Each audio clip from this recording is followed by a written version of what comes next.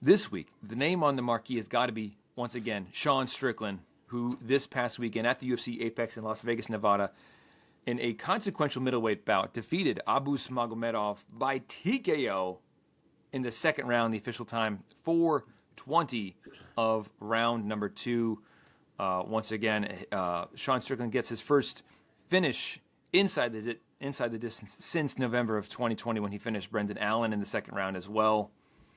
Mark, start us off. Give us your take of this vintage, classic, a very Sean Strickland performance from Sean Strickland.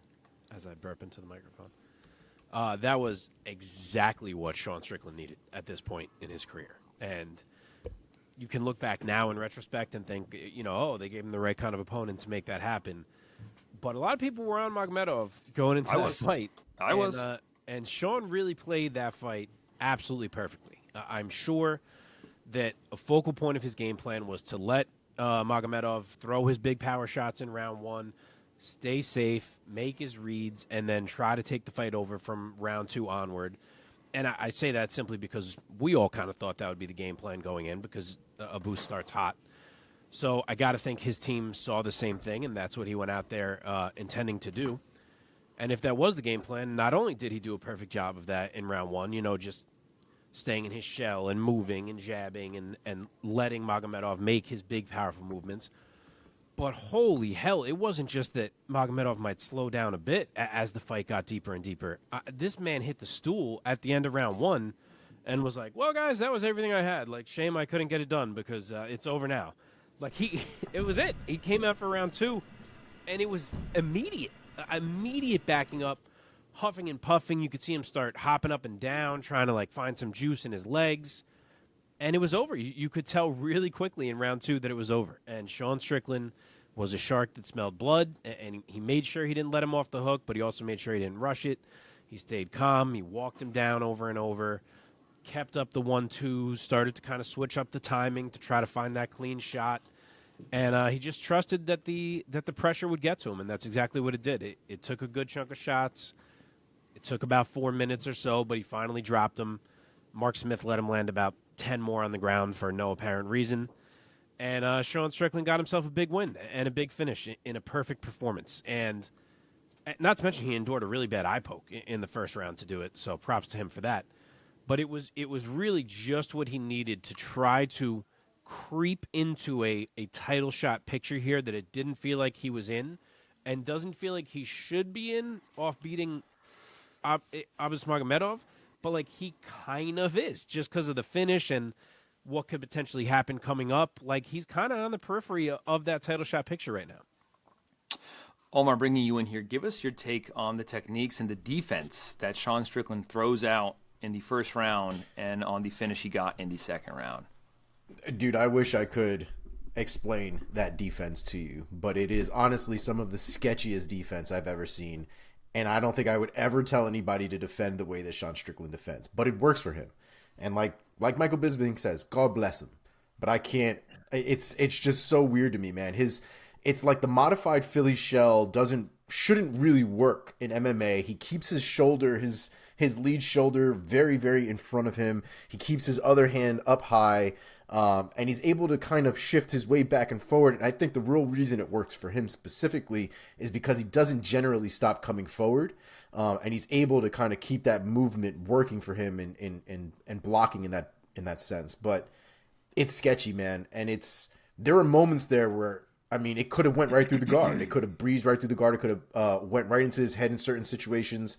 And I guess as a fan, it makes certain moments fun because you don't really know what's going to happen, I guess. But for me, it just seemed like there were risks involved with that type of defense. But I say that as somebody who would never implement that type of defense in my own game, but know fully well just from seeing Sean Strickland do it that he knows what the fuck he's doing. So I'm definitely not saying Sean Strickland should be doing something else. I'm simply just saying I can't really say anybody else should be doing the same thing. Not even Chris Curtis has that same exact type of style. Like his defense is a lot more relatively traditional. He has the modified Philly shell from time to time, but you'll see him, with his hands up, very traditional. As far as the striking is concerned, we call that a melting. That was absolute craziness. The first round, like Mark said, very measured approach, trying to figure everything out, trying to get his reads. And then the second round came out. Abus had nothing left, and Strickland. The thing I loved about it though was that Strickland knew that Abus was on his way out, and he wanted to help him get there. And in those moments, it was one of those things where I've seen, I've seen an anime where there's a boxing anime from long ago, whatever, but there is a point between the protagonist and one of the the opponents, basically, where the opponent wanted to tenderize the protagonist. He wasn't ready to take him out yet. He just wanted to keep working him, keep working his body, keep working everything until he felt like his body was tenderized enough to get out of there. And I feel like that's the psycho-ass approach that Sean Strickland takes sometimes, because he was just working Abus left and right, never let him breathe. Abus maybe threw, a big pot shot here and there to try to, stay in the fight. But you could just see little by little. And my wife said it too while she was watching. She was like, he looked like he was drowning. That's exactly right. That is exactly right. And it was a beautiful performance from Sean Strickland. His finishing ability when he does have those guys in that position, I think, is fantastic. I do love the fact that he doesn't force it, right? And I think a lot of the times when he's winning decisions or when he's won decisions, they're fights that could have easily been finished in certain respects, but he doesn't force it, and he doesn't need to. The volume that he presents is an issue in and of itself. And guys like Abus and guys who throw big power and think that they can get him out of there in one round, and I think the Pereira fight is a big outlier. And I think a lot of people think that they can do what Pereira did to Strickland, and I think you're seeing that they're going to pay the price for it.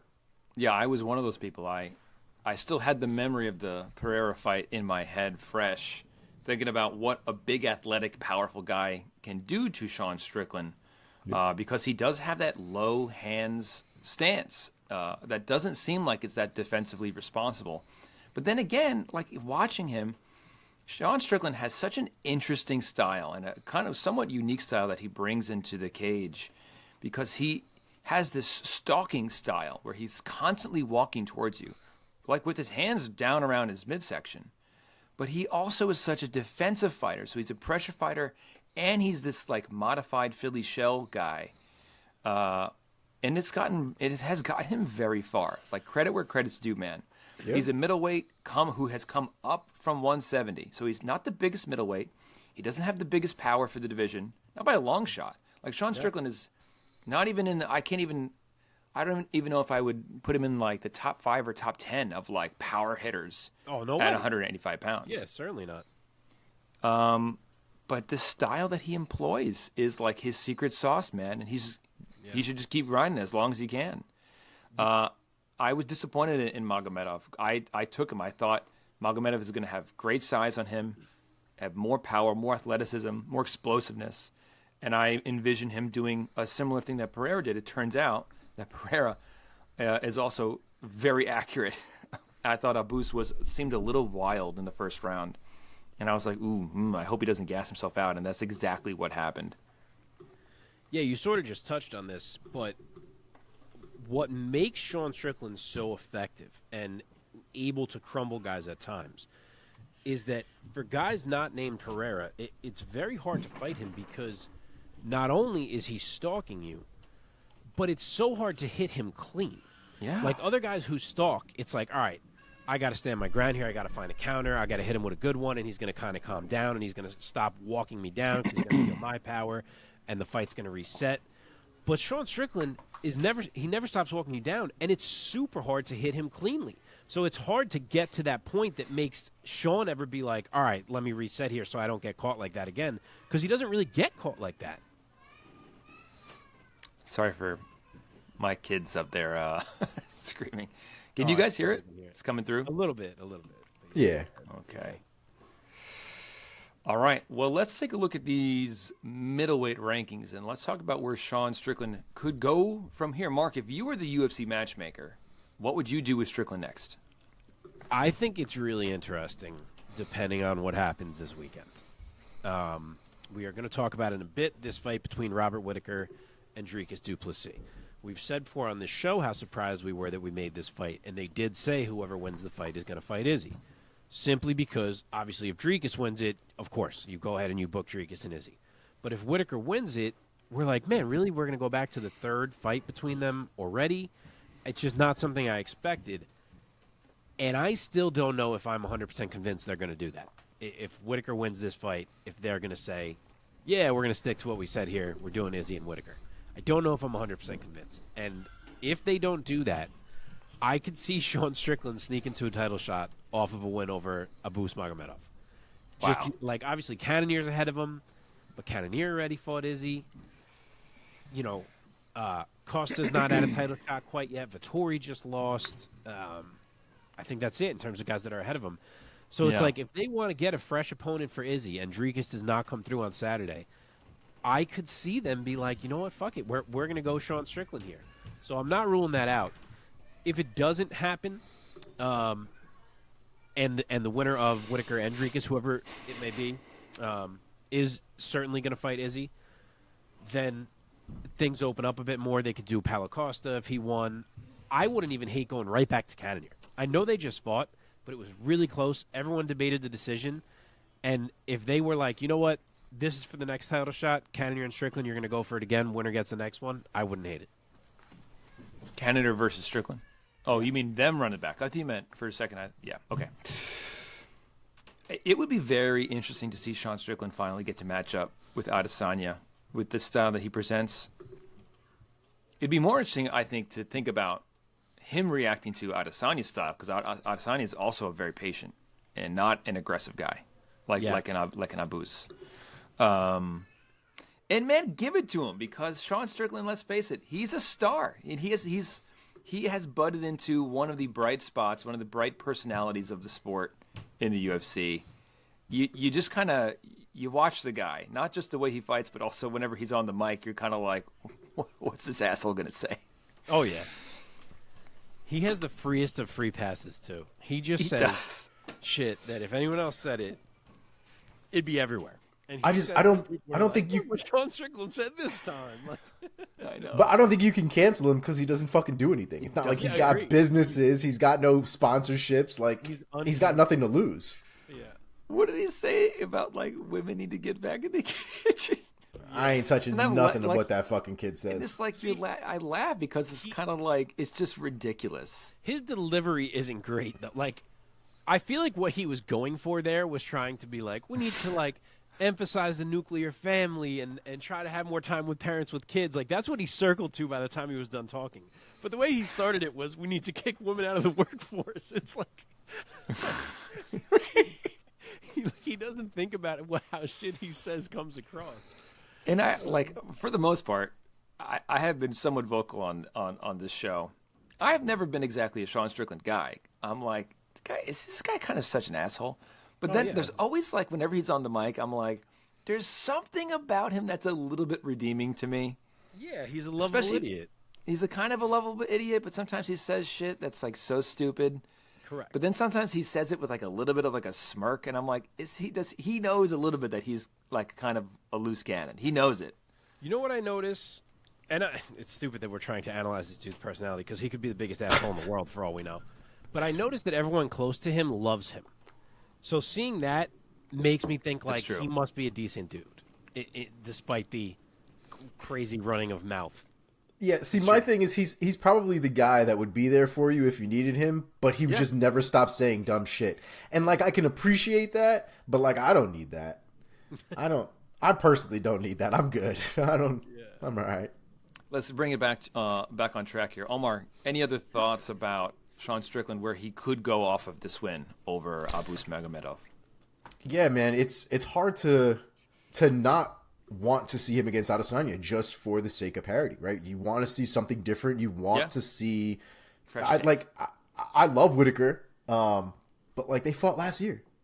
Like, it hasn't even been that long since they last fought, and as much as it's difficult to deny Whittaker title shots because of how much he wins, it's also not a fight that I think is that interesting compared to somebody else who we've never seen fight Izzy before. Somebody who seemingly keeps winning, or at least runs into, fights that we believe that he won, even though he may not have. So I'm pretty interested in it. I don't think he's going to get that shot right away, though.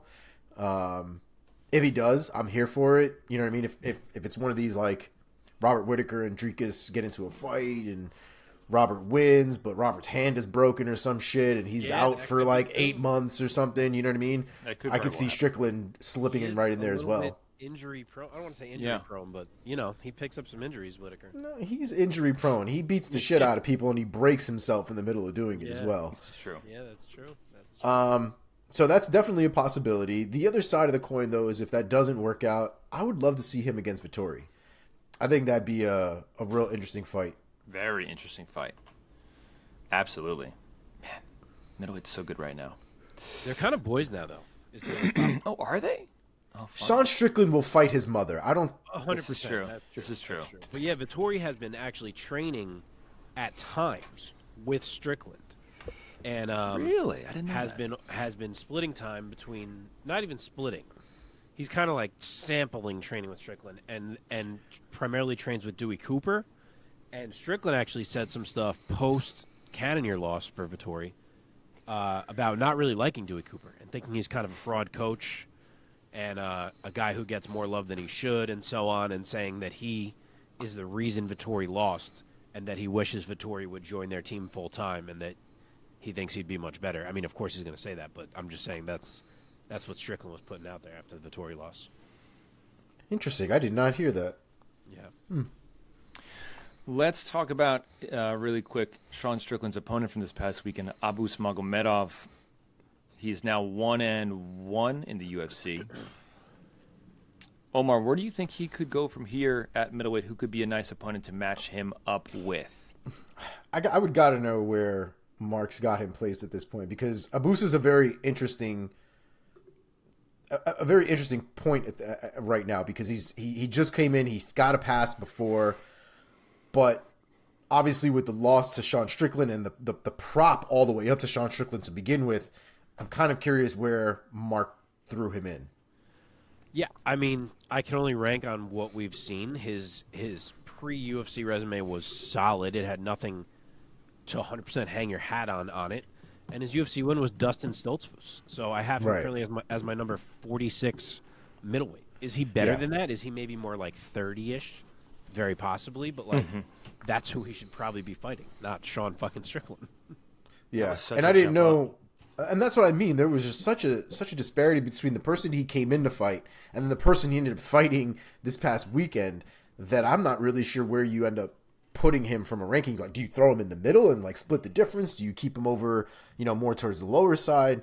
So I guess that's the one place that I guess I was having a little issue with. But knowing that and knowing that he's kind of down on the lower side, him versus Phil Hawes might be a very interesting fight. Okay. Like it. Mark, any other ideas? I like that. Similar vein, I was trying to think of a kind of a durable veteran type to see if he can pass that type of test, so I was thinking Eric Anders. Okay. Fuck. Eric Anders dies, I think, in that fight, to be honest. He may, but I feel like that's what we need to see from Magomedov. Yeah. Like if he can pass that test, then it's like, all right, this dude is pretty dangerous. Like, let's work him back up. Your boy is 7-8. That's so rough, man. I wanted better things for Eric Anders. I did. Dude, 500 in the UFC through 15 fights ain't too bad. It's not too bad, if I'm being honest. Yeah.